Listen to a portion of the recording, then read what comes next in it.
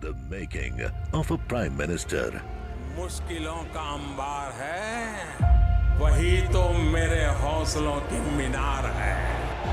हिंदुस्तान में दो प्रधान दो निशान नहीं चलेंगे। अगर इतनी ताकत ये पाकिस्तान के खिलाफ लगा दे तो आतंकवाद आधा हो गया। हम चुनौतियों से टकरा रहे हैं। सर्जिकल स्ट्राइक और एयर स्ट्राइक करके नए भारत के सामर्थ्य का संदेश भी दे दिया है। तुम उठो, तिरंगा लहरा दो। जननायक नरेंद्र मोदी के 20 वर्ष पुराने भाषणों पर आधारित एक बेहद लोकप्रिय कार्यक्रम। क्या कहते हैं नरेंद्र मोदी?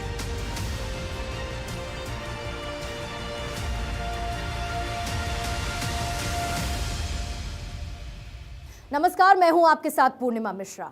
देश के सबसे बड़े नेताओं में शामिल प्रधानमंत्री नरेंद्र मोदी पिछले 20 सालों में राजनीतिक क्षेत्र में अपनी अलग पहचान बनाकर मजबूती के साथ देश का नेतृत्व कर रहे हैं। बीते 20 सालों में अलग अलग तरह के भाषण प्रधानमंत्री मोदी के हम सब ने सुने, जो अपने आप में मिसाल है। आइए आपको सुनवाते हैं प्रधानमंत्री मोदी का वो भाषण जिसमें उन्होंने युवाओं को आगे बढ़ने का मंत्र दिया था। Vibrant Gujarat global investor summit, ये नाम सुनकर के लोगों को लगता है कि सारा रुपये पैसों का खेल होगा, कि जहां शब्द इन्वेस्टमेंट आता है तो लोगों को लगता है कि रुपये इन्वेस्टमेंट में होते हैं। मित्रों, लेकिन उससे ज्यादा अगर सचमुच में इन्वेस्टमेंट की ताकत कहीं है तो वो नॉलेज में है, ज्ञान में है। चीन में एक बहुत प्रचलित कहावत है और वो कहावत ये है कि कोई अगर 1 साल के लिए सोचता है तो अनाज बोता है, 10 साल के लिए सोचता है तो फल के वृक्ष बोता है, लेकिन अगर वो पीढ़ियों के लिए सोचता है तो मनुष्य बोता है। भाइयों बहनों, ये युवाओं की ये युवा संसद उस मकसद से है कि हमारी युवा पीढ़ी को उस रूप में सज्ज करें ताकि भविष्य की अनेक पीढ़ियों का भला हो।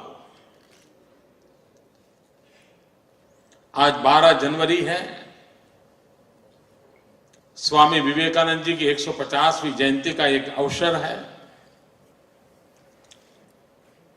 देश और दुनिया में स्वामी विवेकानंद जी की 150वीं जयंती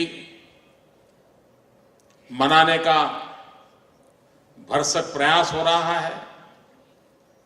गुजरात ने इस अवसर को युवा वर्ष के रूप में मनाने का निर्णय किया और गत पूरा 1 वर्ष कई अनेकविध प्रयोगों के द्वारा गुजरात में युवा शक्ति के जागरण की दिशा में सरकार ने प्रयास किए हैं। एक स्थायी व्यवस्था के रूप में गुजरात ने गांव-गांव विवेकानंद युवा केंद्रों की रचना की है। उन विवेकानंद युवा केंद्रों के माध्यम से युवा प्रवृत्तियां कैसे बढ़े, सच्चे अर्थ में एक ऐसे एनजीओ तैयार हो जो समाज की भलाई के लिए काम करते हो, समाज के आने वाले कल के लिए चिंता करते हो। गांव-गांव उस प्रकार से युवक और युवतियों के समूह तैयार हो और ये परंपरा बनी रहे। लगातार नई पीढ़ी समाज के प्रति संवेदना के साथ समाज के लिए कुछ भला करने की दिशा में अविरत प्रयास करते रहे, ये हमारी कोशिश है। मित्रों, जिन लोगों ने स्वामी विवेकानंद जी को पढ़ा होगा, सुना होगा, जाना होगा, उन लोगों को पता होगा कि विवेकानंद जी युवा पीढ़ी से कोई बड़ी आध्यात्मिक अपेक्षा नहीं रखते थे। वे नहीं चाहते थे कि हमारे नौजवान नाक पकड़ करके बैठ जाएं और गुरु मंत्र बोलते रहें। ये विवेकानंद जी ने कभी नहीं कहा। स्वामी विवेकानंद ने दरिद्र नारायण की सेवा का उपदेश दिया था। स्वामी विवेकानंद ने कहा था, जो गरीब से गरीब व्यक्ति है उसके अंदर परमात्मा का वास होता है, वो परमात्मा का रूप होता है, और किसी दरिद्र नारायण की सेवा करें वो ईश्वर की सेवा से कम नहीं होती है। ये संदेश देने का सामर्थ्य स्वामी विवेकानंद। वो एक क्रांतिकारी महापुरुष थे। लोग सोचते थे उसे भिन्न सोचते थे। अगर कोई संत महात्मा होगा तो ये कहेगा कि तुम जरा ध्यान धरो, पूजा पाठ करो, सुबह शाम आरती करो, धूप दीप करो, भगवान को भोग चढ़ाओ।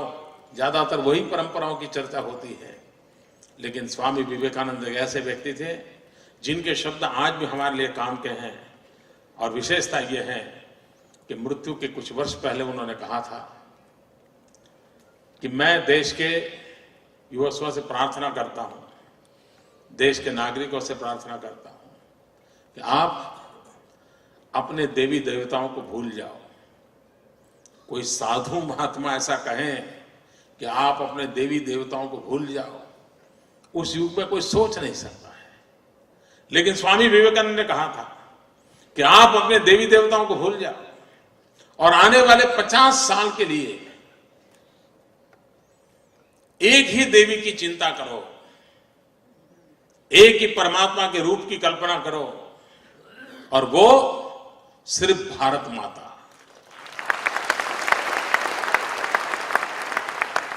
अगर आप भारत माता की सेवा करोगे तो आपके सब इष्ट देवताओं की सेवा अपने आप हो जाएगी। ये बात स्वामी विवेकानंद जी ने 1897 में कही थी। और ये कहा था कि 50 साल, ये भी उन्होंने कहा था। और मजा देखिए, ठीक 50 साल के बाद 1947 में हिंदुस्तान आजाद हुआ था।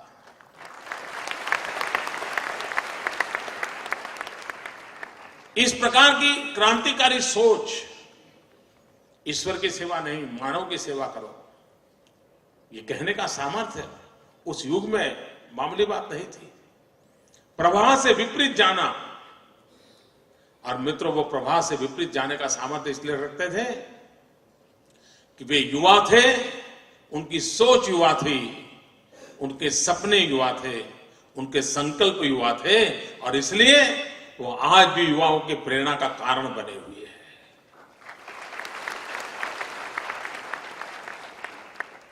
मित्रों, हम सब नौजवानों के मन में कभी कभी निराशा का माहौल बन जाता है। ये निराशा क्यों आती है? मैं नौजवान मित्रों को पूछना चाहूंगा, कभी न कभी आप सोचिए, अपने आत्मा से पूछिए कि वो कौन सा कारण है कि जीवन में निराशा को हमें झेलना पड़ता है। ज्यादातर निराशा का कारण यह होता है, और अधिकतम लोगों की जिंदगी में निराशा का वो मुख्य कारण यह होता है कि उन्होंने हर पल कुछ बनने का सपना देखा होता है, और जब बनने का सपना पूरा नहीं होता है या बनने का सपना संभव नहीं ऐसा नजर आने लगता है, तो निराशा अपने आप पैदा होती है। और इसलिए भाइयों बहनों, मैं नौजवान मित्रों से एक सलाह देना चाहता हूं। क्या जीवन में कुछ बनने के सपने रखना आवश्यक है? मैं मानता हूं नहीं है। अगर आपने डॉक्टर बनने का सपना देखा लेकिन डॉक्टर नहीं बन पाए और टीचर बन गए, तो आपको जीवन में कभी भी टीचर बनने का आनंद नहीं आएगा। हर पल मन में यही आ गया, यार बनना था डॉक्टर, मैं टीचर बन गया, यार बड़ी इच्छा थी डॉक्टर बनूं, लेकिन पता नहीं उस समय दादी माँ का स्वर्गवास हो गया, एग्जाम खराब हो गई, मैं टीचर बन गया। क्या करूं यार, मुझे डॉक्टर बनना था, लेकिन हमारे स्कूल की लैब ठीक नहीं थी और उसके कारण मेरा प्रैक्टिकल में मार्क्स बहुत कम आए, मैं टीचर बन गया। मित्रों, वो जीवन भर टीचर होने का आनंद ही नहीं ले पाएगा।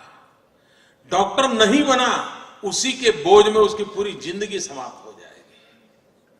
अगर उसने डॉक्टर बनने के सपने न देखे होते और ईश्वर ने जितनी शक्ति क्षमता दी है उसका उपयोग करते हुए, और अगर मानो टीचर बन गया होता तो वो सीना तान करके दुनिया को कहता कि मैं अपनी इच्छा से टीचर बना हूं और मैं एक पीढ़ी की जिंदगी बदलने के लिए काम कर रहा हूं और मुझे उसका संतोष है, जिंदगी का आनंद कुछ और होता है।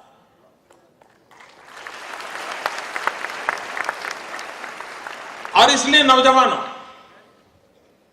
क्या जिंदगी ऐसी हो सकती है जिसमें सपने ही ना हो? और ऐसा कैसा ये मुख्यमंत्री हैं, ऐसा कैसा ये नरेंद्र मोदी हैं जो हमें कहते हैं सपने मत देखो। मित्रों, मैं सपने देखने से मना नहीं कर रहा, लेकिन सपने देखे तो कौन से देखे? और इसलिए मैं कहता हूं, कुछ बनने के सपने मत देखो, कुछ करने के सपने देखो।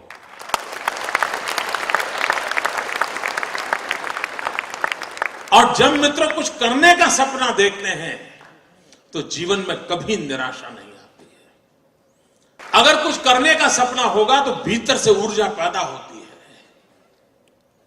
आप ही अपने आप को गाइड बन जाते हो, आप ही अपने आप को दिशा देते हो, आप भी अपने रास्ते खोजते हो, आप भी अपनी मंजिल को पार करते हो। और इसलिए मित्रों, जीवन में एक बहुत बड़े बदलाव की आवश्यकता है, और ये कोई नौजवान ऐसा ना होना चाहिए जिसको सपने ना हो।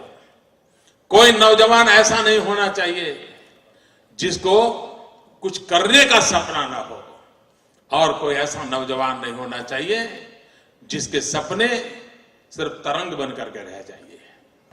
मित्रों, ऐसी क्या इच्छा होती है जिसका बाल मृत्यु हो जाए?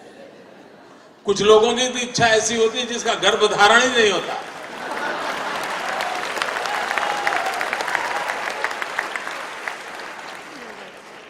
और मित्रों, कुछ लोग होते हैं जिनकी इच्छाएं रोज बदलती रहती है, और जब इच्छाएं रोज बदलती रहती है तो आपके साथी आपको क्या कहते हैं? आपको यही कहेंगे, यार छोड़ो, वो तो बड़ा तरंगी है, वो सुबह शाम नई नई चीजें सोचता रहता है, वो बेकार है यार, वो तो ऐसे ही उटपटांग बातें करता है। ऐसे कैसा ही होता है ना। मित्रों, मेरा कोई नौजवान साथी ऐसा नहीं होना चाहिए जिसकी इच्छाएं लोगों के लिए मजाक का कारण बने। कोई नौजवान ऐसा नहीं होना चाहिए जिसकी इच्छाएं तरंग बन जाए।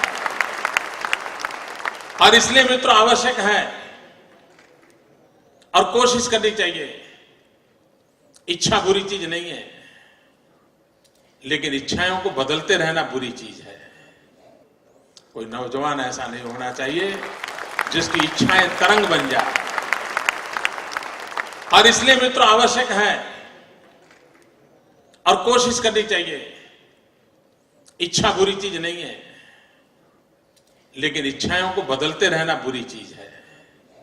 इच्छाएं स्थिर होनी चाहिए, और अगर इच्छा स्थिर है तो संकल्प बनती है,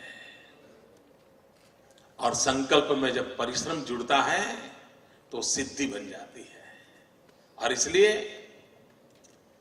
इच्छा प्लस स्थिरता इज इक्वल टू संकल्प, संकल्प प्लस परिश्रम इज इक्वल टू सिद्धि। इस छोटे से अर्थ अलजेब्रा के समीकरण को लेकर के हम जिंदगी को बनाने की कोशिश करेंगे तो मैं मानता हूं मित्रों कि हम जीवन में कभी विफल नहीं हो सकते। The making of a prime minister.